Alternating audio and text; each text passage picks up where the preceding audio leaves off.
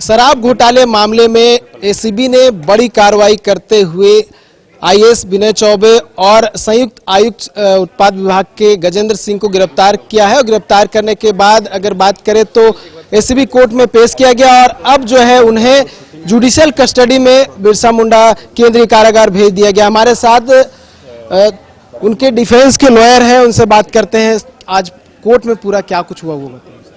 सुबह इन्वेस्टिगेशन के लिए विनय चौबे जी को उनके रेजिडेंशियल चैम्बर से ले जाया गया। उसके बाद कोर्ट में उनको सीधा प्रोड्यूस किया गया और उसके बाद हमें मालूम चला कि उनको उनके कस्टडी के लिए एसीबी ने प्रे किया है और फिर हमने कोर्ट में एक ऑब्जेक्शन पिटीशन फाइल करके कोर्ट को ये अप्राइज किया कि ये जो अरेस्ट है वो प्योरली लीगल है, क्योंकि कोई ग्राउंड्स ऑफ अरेस्ट हमें नहीं दिया गया। किसी भी प्रकार के हमें एफआईआर की कॉपी, हमारे अगेंस्ट एलिगेशन क्या है ऐसा हमें कुछ बताया नहीं गया। तो हमने कोर्ट के सामने ये दलीलों को रखा, साथ में विनय चौबे जी के और गजेंद्र सिंह जी के जो भी मेडिकल डॉक्यूमेंट्स थे। विनय चौबे जी का कुछ दिन पहले ही एक बीमारी उनको है ऐसी कि वो ज़्यादा देर खड़े नहीं रह सकते, बैठ नहीं सकते, उनको लाई डाउन करना होता है, उनकी दवाइयाँ चल रही है हार्ड और 2 ग्राम से ज़्यादा नमक नहीं ले सकते, ये सब वो सब बातें हैं। तो सारे डॉक्यूमेंट्स वो पेन डाउन करवाया गया सदर अस्पताल में सब कुछ, और कोर्ट ने ये आश्वस्त किया है कि कोई भी तरह के फंडामेंटल राइट इन्फ्रिंज नहीं होगा और जो भी इनके दवाई और सब का उसका ख्याल रखा जाएगा। एसीबी का कहना है कि 0925 कांड दर्ज किया गया एसीबी थाना में, उसके बाद ही जो है ये पूरी कार्रवाई हुई।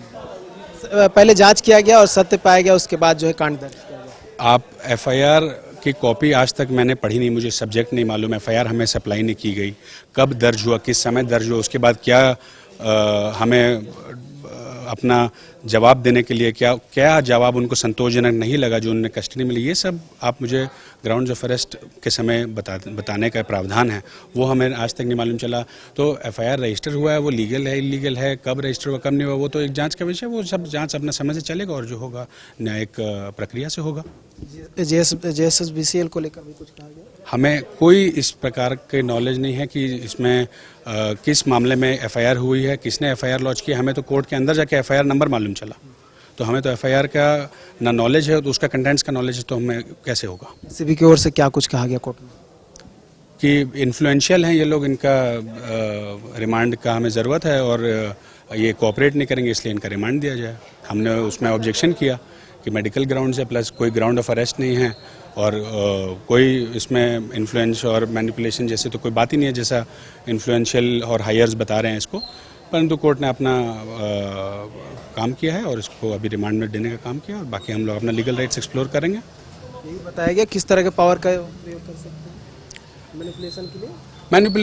मैनिपुलेशन इन्फ्लुएंशियल बोला उन्होंने कि ये इन्फ्लुएंशियल हैं और इनका कस्टडी इसीलिए ज़रूरी है क्योंकि ये इन्फ्लुएंस कर सकते हैं इन्वेस्टिगेशन को। किस चीज़ की इन्वेस्टिगेशन, क्या आरोप है, क्या सेक्शंस है, कुछ नहीं अभी तक। इसको लेकर भी कुछ हवाले दिए आप लोगों ने? हमने सारे डॉक्यूमेंट्स, सारे मेडिकल रिपोर्ट जो भी उनके सर्टिफिकेट्स हैं हमने जमा कर दिए हैं कोर्ट के समक्ष और कोर्ट ने उसका संज्ञान लेते हुए ये आश्वस्त किया है कि कोई भी उनका जो राइट्स है वो इन्फ्रिंज नहीं होगा और उनको जो भी मेडिकल सेवा है वो मिलेगी समय से।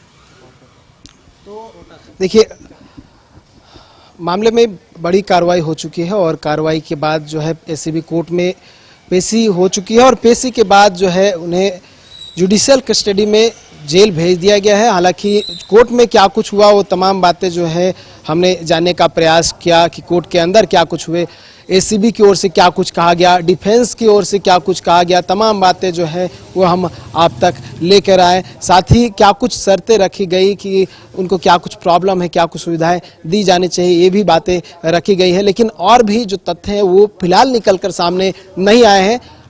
हो सकता है कि आने वाले समय में वो तथ्य भी बाहर आए और पूरा क्या कुछ मामला था और जो बातें निकल कर सामने आ रही है उसमें कितनी सच्चाई है और क्या कुछ तथ्य और सामने आने बाकी है। न्यूज़ बाय स्कोप के लिए कैमरा पर्सन नूतन के साथ नीरज कुमार, रांची।